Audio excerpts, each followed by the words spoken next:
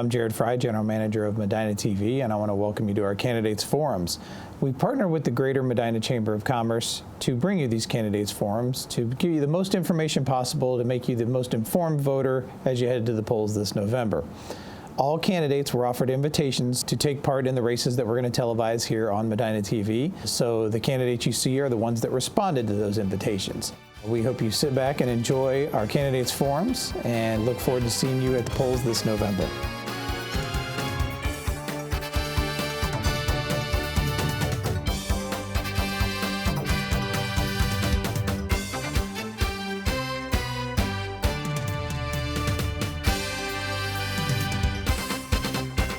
Joining me in the studio now is Rebecca Parkhurst, the incumbent for Medina City Schools Board of Education. Rebecca, thank you for joining us. Thank you for having me. And for the viewers at home and everyone else, why don't you just take a few moments and just tell us a little bit about yourself? I'd love to, thank you. My name is Rebecca Parkhurst. I've lived in Medina since 2003 with my husband, and we have two children. They're currently enrolled in the district in middle school, AI Root Middle School.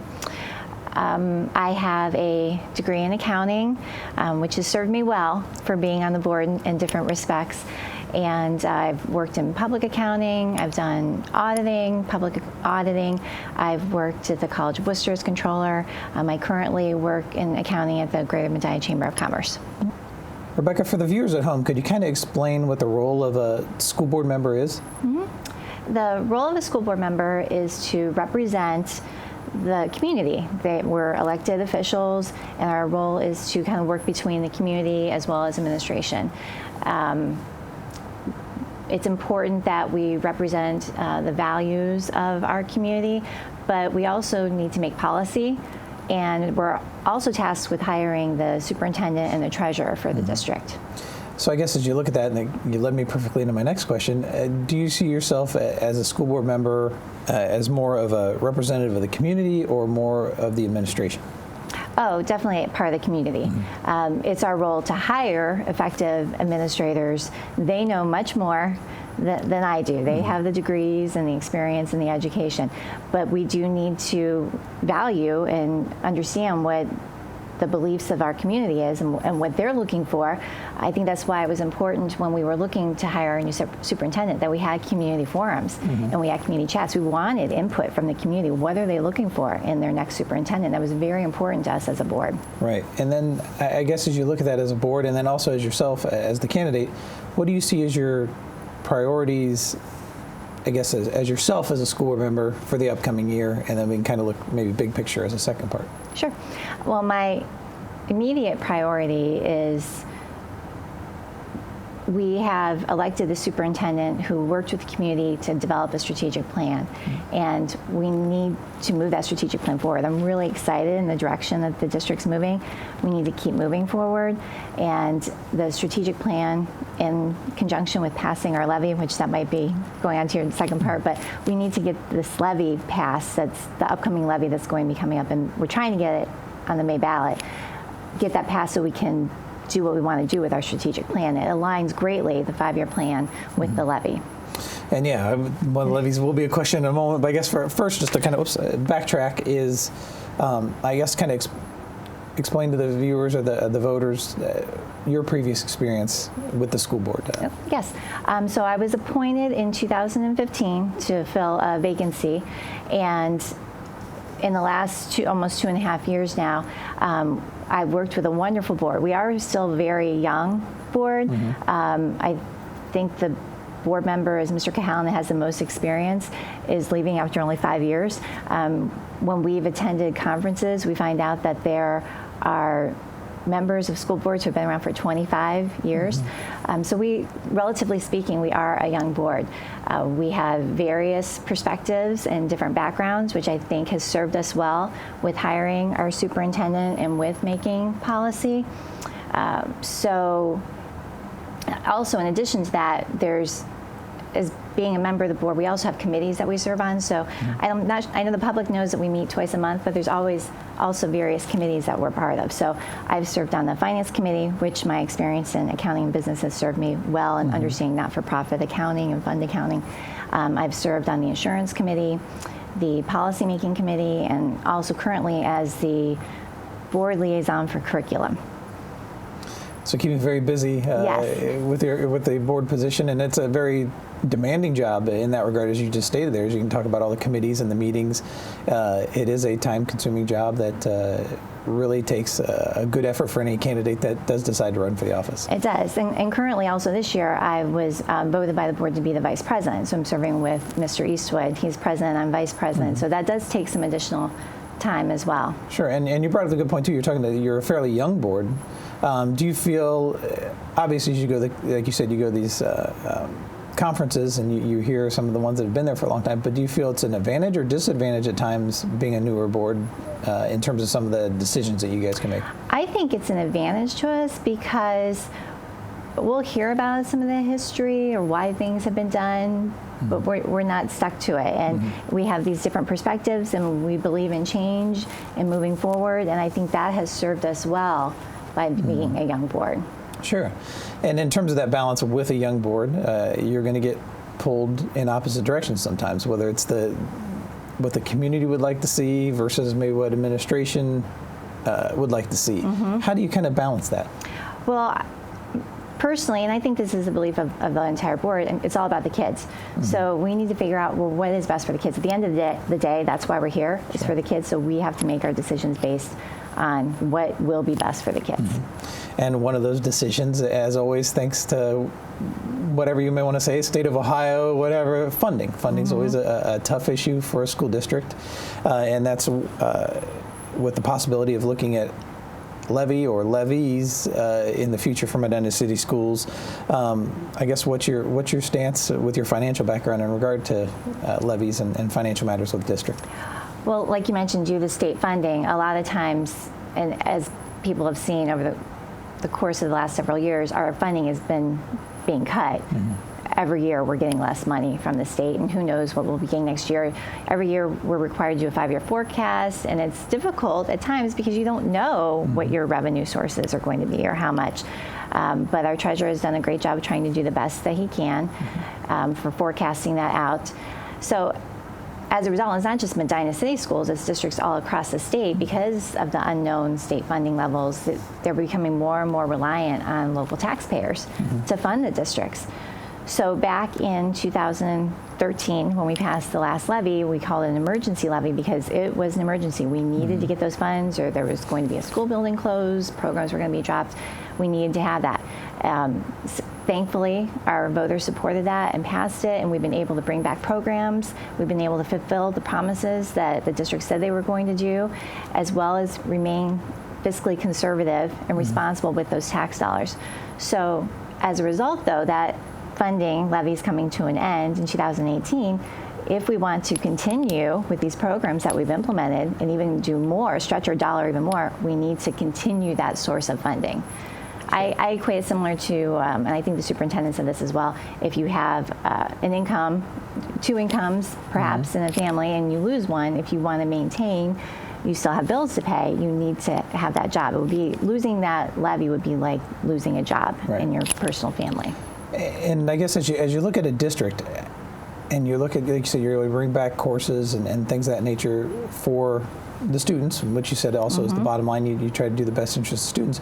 But when you're looking at basically over, what, 7,000, a little over 7,000 students in the district, how are you able to balance as a board their interest? Because it's varied interest, whether it's music, education, sports, you pick the top. Are you able to balance that to create something that makes everyone happy, which is a very hard thing to do? Right, it is, right, and there's always going to be someone who isn't, but we try to do the best we can, and that was great with the strategic plan initiative where we brought in community and staff, and there were surveys sent out for people that couldn't come in, so we can see what are the concerns, what does the community want, what do parents, what are they looking for, and try to then assemble all of those things, see, okay, this is what we can focus on, this is what people want the most now. Let's focus on these things for the next 5 years. And then after this strategic plan, we'll do it all again. Okay, now we're at this level, so now what do people want?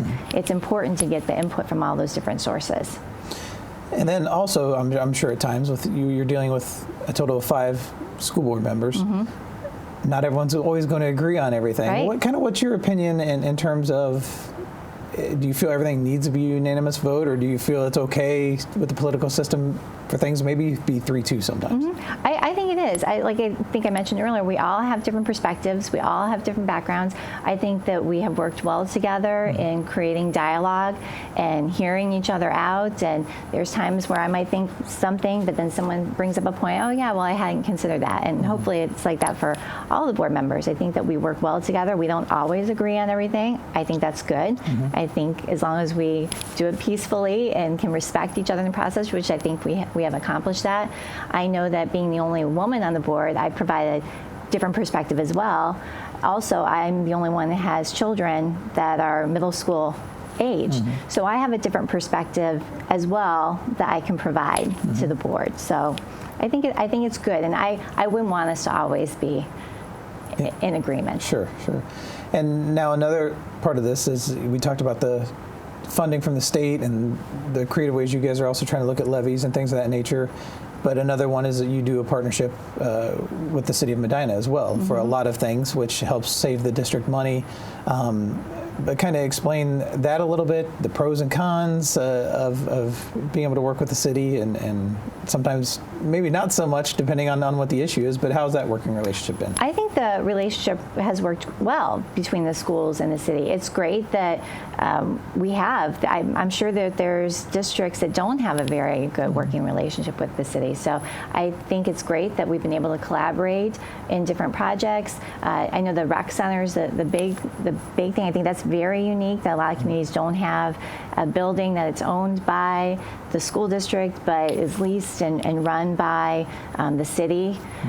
So that is a unique agreement that we have. Our students are able to use it, the community members are able to use it. So I think that we've done a lot of great things with the city. And then brings a little more financial flexibility for you guys and also for the city with those partnerships. Right, and sharing those costs, and it has worked out, I think, very well. Yeah. Now, what do you think, back to you as just a school board member and the office, what do you feel separates you from the other candidates that are running for this office as well? Well, I think because I have experience already on the board and serving in those different committees and capacities, my experience in the business and finance, and being a parent to kids in the district, I think is huge, because when we make policy, which is one of our primary roles, I can see that reflected back in what's going on at the school. So, okay, that worked great. Okay, well, maybe we need to tweak this a little bit. Yeah. What's going on here? So I think that makes me unique. Sure.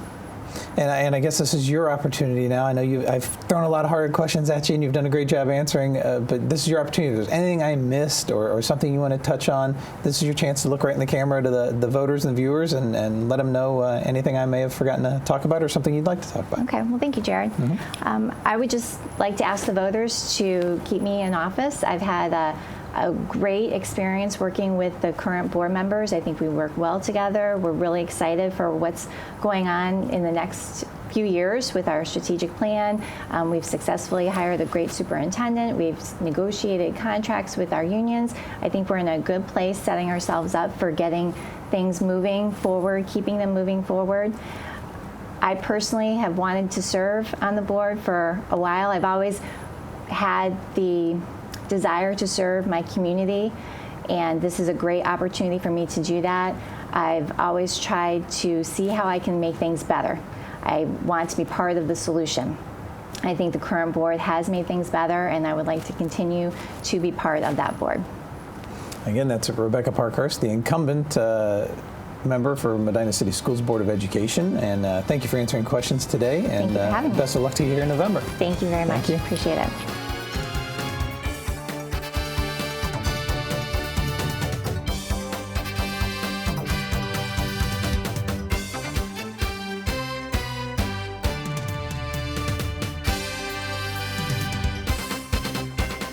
Hello, and joining me in studio at this time is incumbent candidate for the Medina City School Board of Education, Rob Skidmore. Rob, thanks for joining us. Good morning, Jared. Morning. Thank you for having me out. Our pleasure. And why don't you start a little bit for those folks at home that may not know Rob Skidmore? Tell us a little bit about yourself and why you're running again for school board. Very good. Thank you. I'm a lifelong resident of Medina. I've grown up here, went to Medina City Schools. Our family, my dad had a law firm Skidmore and Hall Transfer Title in Medina, and my brother and I continue to operate those businesses. I'm active in the local bar association. I'm an attorney. I'm involved with Ohio Land Title, and we're members of the chamber and different organizations. I've been active in the past with coaching, with soccer, and we have 2 children. My wife Claudia and I met Claudia in high school, and we have Zachary and Zoe. Our son Zach is in his 2nd year of college, and our daughter Zoe is a senior at Medina and playing on the Medina girls soccer team right now, and they're having a great season. So we're enjoying her senior year and running for school board. Yeah. So thank you for having me out. Oh, a pleasure to have you. And they are a tremendous season from the girls soccer, as they have a perennial powerhouse that seems like year in, year out. For the viewers at home, why don't you, and being an incumbent, you can kind of help us with this a little bit, kind of explain exactly the role of the school board and what the school board does. Sure. Well, the school board in Medina is a group of 5 individuals who are elected with staggering terms. So every 2 years, there's either 2 of them or 4 running. And so it's a 4-year term.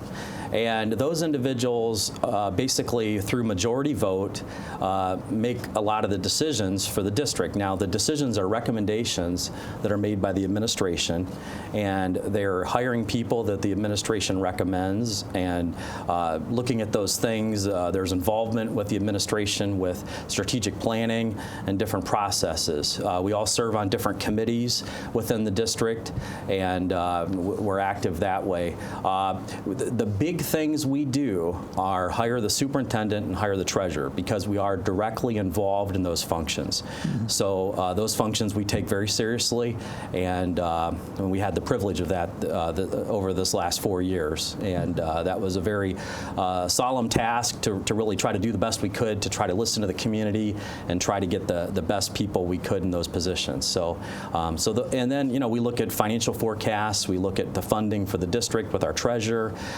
and those are a lot of the things that are involved with the board. Mm-hmm. Okay. Well, great, good explanation. Now, as you look at that, one of the questions that kind of pops up there, how do you, I guess, see yourself? Are you more a representative of the community, or do you see yourself more as a representative of the school system? Well, I try to balance that, because we do need to have a partnership, and there's times where it's good to call up a friend and say, what do you think about this? Because sometimes you get so into such a small group of people that you're listening to that you don't maybe go out. You need to get out a lot and listen to people, and that's what we try to do. We are representative of the people of the district. However, we still have to make what's in the decisions that are in the best interest of the students of the district. So sometimes you have to balance that.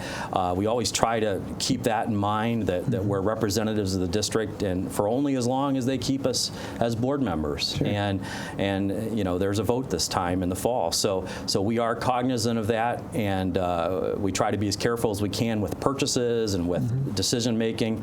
I know we had to buy turf this year, and I remember thinking to myself, well, I guess we could go back to grass, but then you realize how many people benefit from that turf. Yeah. And hopefully we can continue to locate sponsors. I know the administration is working to try to do that, but those are big decisions that you make that are a $500,000 cost to do it. Sure. And it's important because a lot of people benefit from it, and you have to balance it with the other purchases that are done in the district. So there's a balancing act with that. Oh, absolutely. Now, as you look at that, and you said it's a balancing act, and you got to try to figure out what the priorities are. What do you see as a priority heading for the school board or the district for this coming year? And how do you select these? I mean, is it committee-wide, some things that might be a personal agenda for yourself? Sure. In terms of the district, or how do you see it? Well, it's definitely not a personal agenda. I've set up for myself, not just for the next year, but for the next 4 years, priorities that are part of, and they really tie into the district at this point. So one is passing the levy next year, where we have a 5-year emergency levy that expires at the end of 2018. And the plan at this point is to pass a levy that would give us the same amount of dollars students on a permanent basis. And that's very important for us to do that, to give our district financial stability moving forward, and to be able to adequately fund the activities and continue busing and the things that we brought back 4 years ago that were promised in the last levy campaign. I want to continue to hire the best people and maintain the current district leadership. We have some great leaders. Our superintendent, Aaron Sable, our assistant superintendent, Dr. Kwalik, who does just an enormous amount of work behind the scenes to keep the district running smoothly. Our treasurer, who does a great job in his role to continue to implement the 5-year strategic plan, which was a partnership with the community, and to have different committees looking at academics, looking at finances, looking at different things within the district. And one of the things that came out of that is to fund all-day kindergarten. And Brunswick currently does that. And it's helping their third grade reading when they get them in all day at kindergarten. And there's a cost to that. I think it's over $1 million because we were charging tuition for if you went all day before, getting a waiver from the state. We had a waiver for probably 4 or 5 years, but now it's time for us to go ahead and implement that. And so I think over the next year or so, year or two, the district will be implementing that, which will give a lot of benefit to young families in our district, and also give a lot of, especially benefit to the students in our district to get them started and down the path toward excellence in education. The repairs of the district, we have a list of items that need to be done. There's still some schools we'd like to get air conditioned and things like that. We right now just don't have the finances for that. So we're trying to balance that, as I discussed earlier, but we have to continue to look at those and continue to prioritize and implement those. And then the last is just keeping the students as our top priority. That's really important for us to do. Our people are our top priority for us as well, to take care of our people in our district that work hard for the students, but ultimately the students and what's needed for their education is what we try to keep as our top focus. Yeah. Very good. Now, you brought up a lot of those bullet points, and I'm going to kind of try to tie them all together because it focuses on financial stability. You look, as you mentioned, you guys look to do a 5-year strategic plan. You're looking at current levies that are either coming off, or you might need to renew or look at additional levies. But then you also deal with the state of Ohio. Right. You never know what's going to happen with them. How do you juggle all of those aspects and still be able to come out with a forecast or a way to project out for the future for Medina City Schools? Our treasurer's done a very good job at that the last couple of years, and we do continue. I know a couple of years ago there had been a budget that our governor vetoed that directly impacted districts like Medina, and we had some funds taken away. And I know Mr. Hamley and Mr. Obhoff helped to bring back some of the funding for our district at that point. We haven't gotten all of the funds for the tangible personal property tax back that were taken away several years ago as the commercial activity tax was implemented. The commercial activity tax just does not generate quite as much as the tangible personal property tax did. But we, you know what, we can focus on that, or we can focus on the fact that we do have a lot of funding. We've kept a majority of our funding, and we continue to have growth as far as housing in this area that helps to continue to bring in funding for the district. So there's a lot of positives there. And I think, sometimes the state looks at our community like Medina and says, well, they have the ability to do certain things for the students, and the community of Medina has chosen that education is a very high priority for our area, and that's why a lot of families choose to move here. And so a lot of like-minded people say, our schools are important, doggone it, we're going to support them. And that's the way it was when I grew up, and I hope it continues to be that way. I hope that's why people continue to decide to move here. So yes, and I did go down for the legislative day. I think it was in March, and we had meetings down in Columbus, and we got to go around the legislator's office and continue to remind them. We had probably 6 or 7 pages of bullet points that were given to us by Ohio School Board Association, and funding is a big part of that. the other thing the district has done is join the Alliance for High Quality Education, and we did that over the last 4 years, and so we're affiliated with other districts like us, and we can do a little bit of lobbying at the state level that way, and say, hey, districts like Solon, like Medina, that are similar in many ways, we need to look at that with the state to make sure that we continue to get adequate funding. So that's important to us. I know some people would like us to maybe do more than we do with that, and that's difficult given that we all have jobs and also have the positions with the school board, and there's quite a bit of material that we have to digest as we prepare for meetings. So we try to balance all that, but when we have the opportunity, we do pick up the phone or go to activities and say hello to the legislators and try to continue to have a very good relationship with them. Sure. So thank you. Yep. And this office or this position does require a lot of balance, and I think, as you just mentioned, dealing with state and local and everything like that. But what about the balance that you have to weigh as a school board member with administration wishes versus community wishes? How do you create that balance, and how do you make that work? Well, we've had just a few instances of where we've had maybe differing thoughts, and it's been rare. I know that we had it with, and I don't necessarily want to get into the examples at this point, but the administration does a great job at coming up with recommendations, and I know they put a lot of time and thought into them. But sometimes when we hear from the public, and the public says, "Hey guys, you're not thinking about something with this," and we may say, "Hey, let's revisit something. Let's look at it. Let's give some more thought to it." That's rare because most of the time we're going with the recommendation that the district has. But again, there are certain occasions where certain programs that are hallowed within the district or things like that. I know as a school board, we decided we didn't want to really do rehire with teachers, and I know that was an issue that came up, and we just feel that that's maybe not a direction that we wanted to go, and I know that was kind of the board saying that, but I feel that the public kind of agrees that that's, if you've had a career in education, that once you retire that you move on and let others come into those fields, and we feel strongly that going down that way was going to get us into problems in the future, and even though it may have made a great reason to do it for that particular instance, although in that particular instance it's worked out well with what's happened, and we're happy with the district, and so those are some tough decisions, and you get a lot of people that have opinions with it, and we have to make sure that we listen to everybody, and we do care about everybody's opinions, but ultimately sometimes you have to make tough decisions. So that was one in particular that was a tough one with the rehire. Yeah, so. And it's always a tough balance, and that's why I wanted to find out from you exactly that. And as you look at, of course, you have previous experience here with the school district and being a board member and incumbent, but what are some experiences or expertise of yourself that might set you apart from some of your other candidates? Well, I think, when you go to law school, they really train you with analytical thinking. And I remember when I started law school, the dean said, okay, you will never think the same way after you start this process as you did before. And there truly is a method to it that causes you to be able to argue whichever side that you need to argue or that you're asked to argue. And so you try to keep an open mind.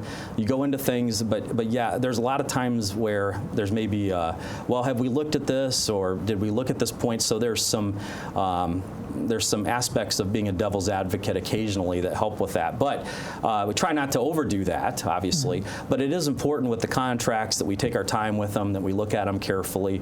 I've appreciated, there's been several times where the district has hired outside counsel. I know we maybe did it with the cell tower. We did it with recently with the TIF, with the school, with the city. We had outside counsel look at it. We have outside counsel look at our contracts for our superintendent and our treasurer, and we have a general counsel with Mr. Shields, and there's a lot of things that Mr. Shields does for us. He's a very good attorney, and he's a great resource with the human resources throughout the district. But again, there are times where we need a particular expertise, whether it be in school law or some other areas, and I've made sure to say, let's make sure that we do that if we need to. Sometimes spending a little bit of money now can save you a lot of money later. So we try to be careful with that. And so that's an area that I feel that I've kind of been able to bring to the table with the board. And I try to, be careful to read the contracts that we have. A lot of times they're put into the board docs, the actual agreements that we have for different resolutions we're taking. And so we had a new union contract for the psychologists this year, and that was it's quite a lengthy one for the first one. So I read that, and that's important to do. So try to do our due diligence. Yeah, and that's good. Now, in terms of due diligence, it is a board of five board members, all from various backgrounds, as you stated, that bring something to the table. How is that working relationship? Because obviously you have 5 different people, you're not always going to agree or get along on all topics. How does that working relationship work within the school board? It's been a lot of fun. We have a good relationship with each other, and even though a lot of times we don't agree, we still will highly respect their opinion and why they made that decision or why they made their decision to vote a certain way. So that part of it, I think, has been a lot of fun. Even people that we didn't initially agree as much with, we've grown very close to over time, and so it's been a good experience. And the fact that we have, an engineer, Becky has an accounting background, and Ron with his law enforcement background that he has, and then Mr. Eastwood as being an excavator and a small business owner, and he's really a man of the people, and Doug's great, and it's just such a great group of people to work with. We're going to miss Tom. It's been great having his expertise, and he's so precise with how he looks at things, and so that's been a great benefit for the board. So yeah, I wish every board had a mix like that of 5 different types of individuals that would come into the equation. That doesn't always happen, but we've been fortunate over the last several years to have that. And Doug Adamczyk was, before Becky came on, was very good in the same way too, with finance. And Doug's out in California now, and we still keep in touch with him. He's still flying his hot air balloon out there and doing well. So he's a good guy. So yeah, Doug came in during a very difficult time with Tom, when some things were going on previously 4 years ago with the prior superintendent contract. So that was a great time for them to get in, and I came in while all that was still going on, but I got elected and came in there at the beginning of January 2014. So yeah, and it's a tough position, and one I think a lot of people don't give enough credit to the work that goes into every school board member. It's definitely not people aren't in it for the money. It's not a high-paying job. It's a very dedicated service. So I congratulate all of the candidates who step up to the plate to take this opportunity to run for office. So thank you for that. And also, while we have a moment, I know you were gracious enough to answer a lot of our questions, but this is an opportunity for you to talk to the viewers and maybe any closing comments and discuss some things I may have forgotten to ask you. So go ahead. Well, I've appreciated having the opportunity to serve the last 4 years. I've also been fortunate enough that I was appointed to the Career Center to serve over the last 4 years, and those terms are 3 years apiece, so I'm in my third year term for that, and that's been kind of an unexpected enjoyable experience that I've really had a good time with Mr. Chrisman and with his leadership out there at the Career Center. So I thank everybody for putting their faith in the board, and we will continue to do our best to be careful with the finances of the district. And if we're successful and if this levy next year is passed, we will be as careful over the next 4 years as we have during this past 4 years with the public's money that we hold as the district, and we will keep the kids the top priority and do our best to continue to keep our district and to improve it in areas that need improved. So I thank you. Thank you for your time. That's Rob Skidmore, the incumbent school board, Medina City School Board of Education board member, and best of luck to you in November. Thanks, Jared. Thank you. All right.